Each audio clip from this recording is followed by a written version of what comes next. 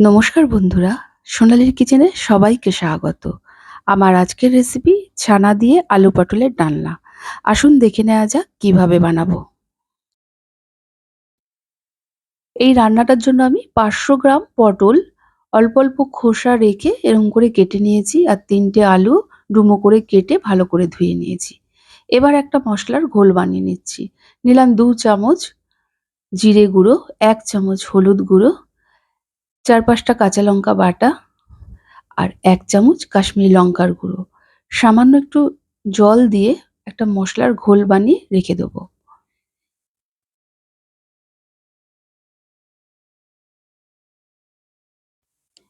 এবার কড়াই গরম হলে কড়াইয়ে 1 টেবিল চামচ সর্ষের তেল দিয়ে দিলাম। তেলটা গরম হলে কড়াইয়ের চারদিকে একটু ছড়িয়ে দিলাম। তারপর পটলগুলো ভেজে নেব। পটলগুলো ভাজার সময় প্রথমে কিছুক্ষণ নেড়ে চেড়ে নেব। তারপর সামান্য একটু হলুদ দিয়ে আবারও কিছুক্ষণ নেড়ে চেড়ে নেব। পটল ভাজার সময় হলুদের পরিমাণটা সামান্যই দেবো, কারণ হলুদ বেশি দিলে পটল ভাজার পর তেলটা কালো হয়ে যাবে। হলুদটা দিয়ে কিছুক্ষণ নেড়েচেড়ে নেয়ার পর পটলগুলো যখন লালচে বর্ণ হবে সেই সময় সামান্য একটু লবণ দিয়ে আরও কয়েক সেকেন্ডের মতো নেড়েচেড়ে একটা পাত্রে তুলে নেব।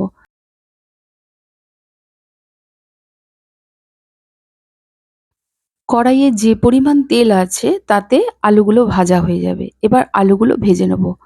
আলুগুলো ভাজার সময় গ্যাসের ফ্লেমটিকে মিডিয়ামে রেখে ভাজবো, আর ভাজার সময় সামান্য একটু হলুদ গুঁড়ো আর লবণ দিয়ে দিলাম। আলুগুলো যখন হালকা লালচে বর্ণ হবে সেই সময় আলুগুলোকে তুলে একটি পাত্রে রেখে দেবো। আমি পটল ভাজার সময় কিন্তু গ্যাসের ফ্লেমটিকে হাইতে রেখেছিলাম।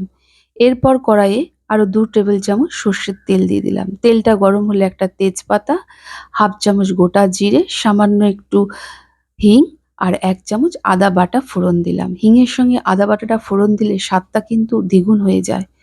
এরপর যে মশলার ঘোলটা বানিয়েছিলাম সেটা দিয়ে দিলাম, সাথে মশলার বাটি ধোয়া জলটা দিয়ে কিছুক্ষণ কষিয়ে নেব। এই সময় একটা টমেটো টুকরো করে নিয়েছি সেটা দিয়ে দিলাম, সাথে স্বাদ অনুযায়ী লবণ দিয়ে বেশ কিছুক্ষণ কষিয়ে নেব। যতক্ষণ না টমেটোর কাঁচা গন্ধটা যায় আর মশলা থেকে তেল ছেড়ে আসে। দেখুন মশলা থেকে তেল ছেড়ে এসছে। এই সময় ভেজে রাখা আলু পটলটা দিয়ে মশলার সাথে ভালো করে মিশিয়ে আরও কিছুক্ষণ রান্না করে নেব। যে পাত্রটার মধ্যে আলু পটল ভাজাটা রেখেছিলাম তাতে বেশ কিছুটা তেল লেগে রয়েছে, সেই তেলটাও দিয়ে দিলাম। আপনাদের কাছে অনুরোধ রইল, আমার রেসিপিগুলো যদি ভালো লেগে থাকে প্লিজ আমার চ্যানেলটিকে সাবস্ক্রাইব করবেন, আর পাশে থাকা বেল আইকনটি অবশ্যই প্রেস করবেন। এতে আমি যাই রেসিপি আপলোড করব না কেন নোটিফিকেশন সবার প্রথম আপনার কাছে গিয়েই পৌঁছাবে।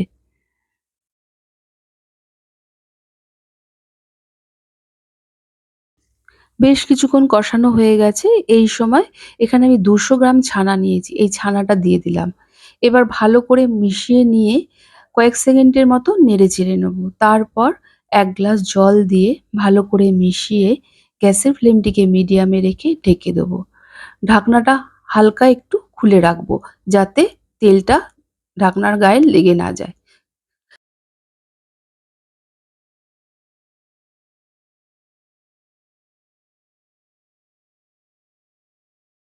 জলের পরিমাণটা আপনারা যেমনি গ্রেভি রাখবেন সেই হিসাবে ব্যবহার করবেন।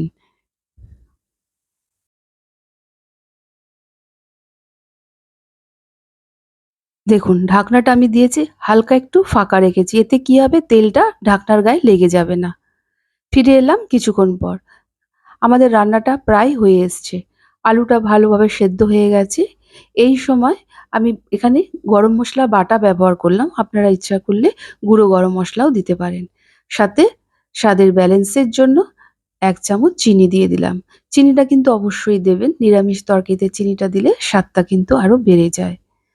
ভালো করে মিশিয়ে নেয়ার পর ঠিক নামানোর আগে 1 চামচ ঘি দিয়ে হালকা হাতে একটু মিশিয়ে গ্যাসের ফ্লেমটিকে অফ করে কিছুক্ষণ ঢেকে রেখে দেবো।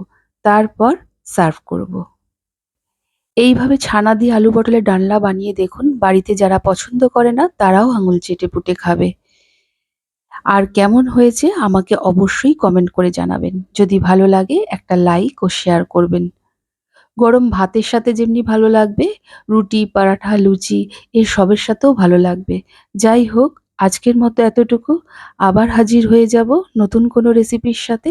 সকলে ভালো থাকুন, সুস্থ থাকুন। ধন্যবাদ।